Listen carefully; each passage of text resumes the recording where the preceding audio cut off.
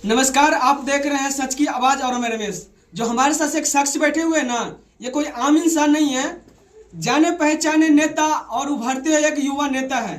अभी ये राष्ट्रीय लोक जनता दल के नेता बने हैं, ग्राम पंचायत का अध्यक्ष बने हैं।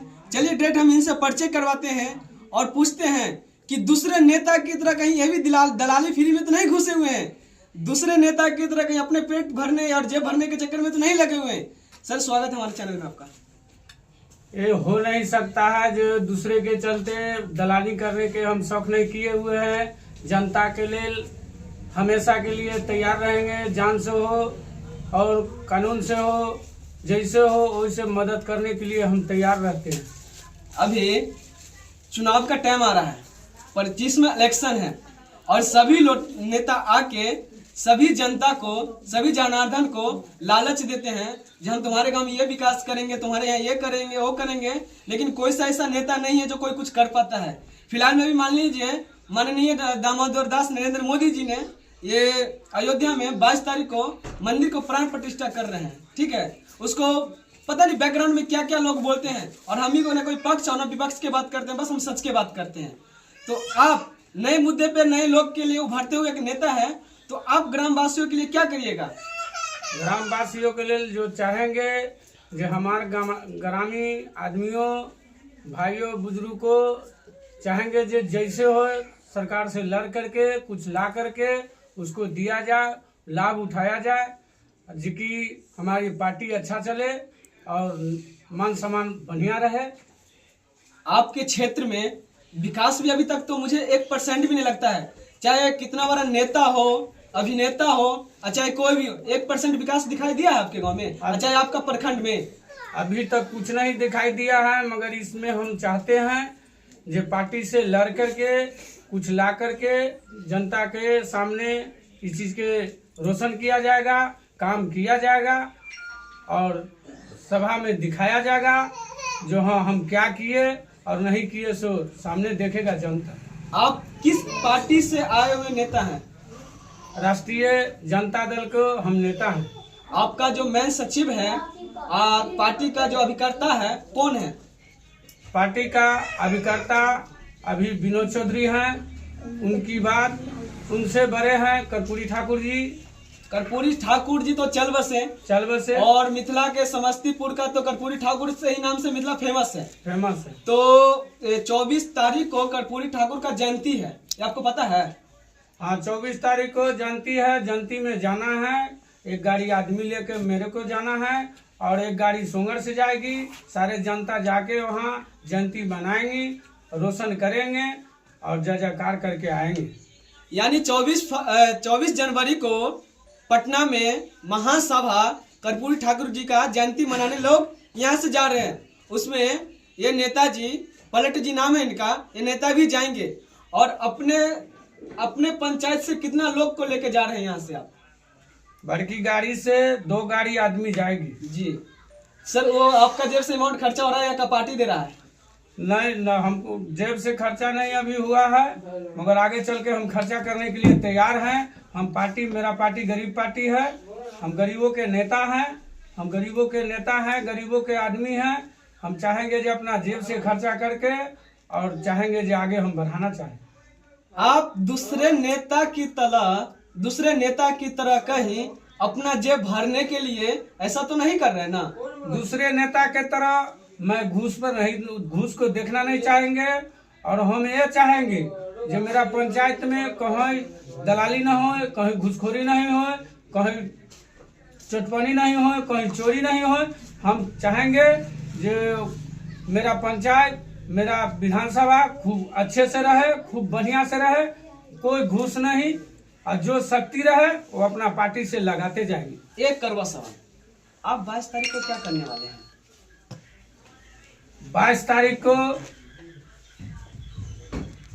यही है जो राम जी के जन्म है और राम जी के जन्म नहीं है, राम जी के मंदिर में प्राण प्रतिष्ठा होने जा रहा है। उसी दिन के लिए सभी लोग अपना घर हो, जिस तरीके से राम जी त्रेता में रामचंद्र भगवान जी जब आए थे अयोध्या लौट के, तो सभी लोग दिवाली मनाए थे। कलयुग में राम जी को प्राण प्रतिष्ठा हो रहा है, यानी बोलते हैं जो 500 साल बाद अयोध्या में प्रभु श्री राम आ रहे हैं, उसके शुभ अक्ष पे आप क्या करेंगे? हम लोग यहाँ दीपावली मनाएंगे खूब खुशहाली से, और राम जी के नाम पे दीपावली मना करके और रोशन मनाएंगे।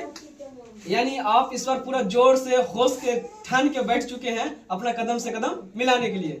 हम ये चाहेंगे जो छोटे बड़े बुजुर्गों से जो सब अपनी अपनी कंधा मिला करके इस चीज के रोशन करे। कहता है ना, जब मतलब का ही मतलब बताना पड़े फिर मतलब बताने का क्या मतलब। सर एक सवाल था मेरा, जब इतना बड़े लालू जी आए, नीतीश जी आए, तेजस्वी जी आए, पप्पू यादव जी हो, चिराग पासवान हो, अच्छा ये कितना नेता काहे न हो, सब जब टाइम पूछ जाते हैं सर 4 साल कोई एक बार भी नहीं आते घूम के, जब टाइम हो जाता है इलेक्शन आने के लिए तो सभी नेता बोलते हैं हम ये करेंगे वो करेंगे, ये फलान का मतलब बहुत सारा असुशासन देते हैं।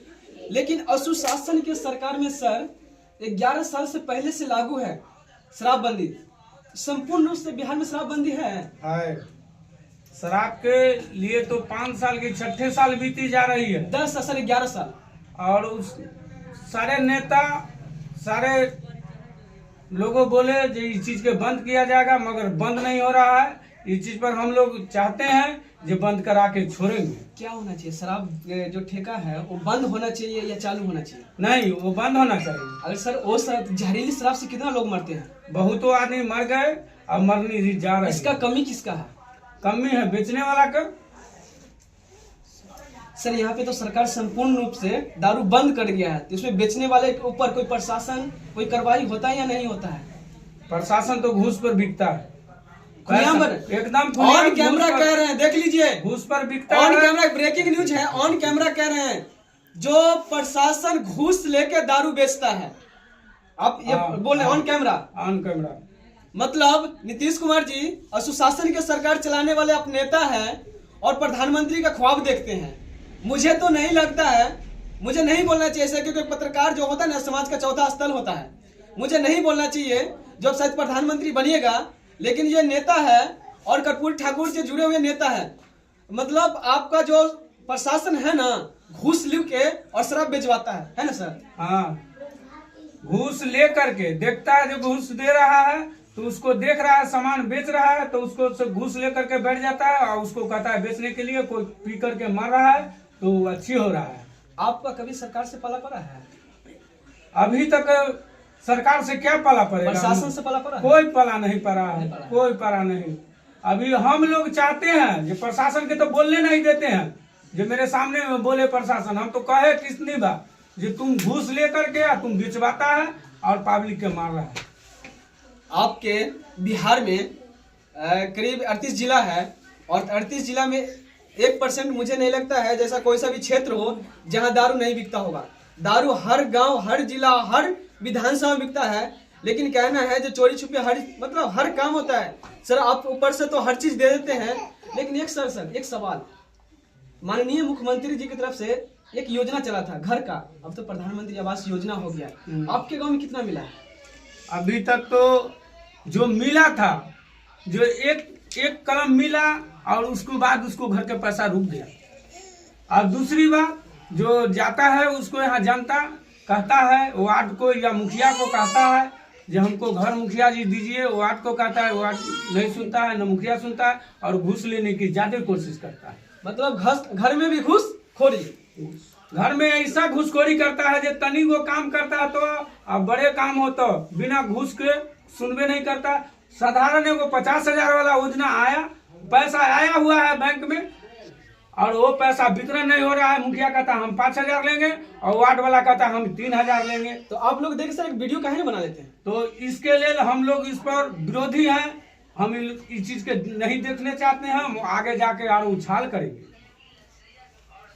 सर एक सवाल और, कड़वा सवाल पूछे क्या? पूछिए।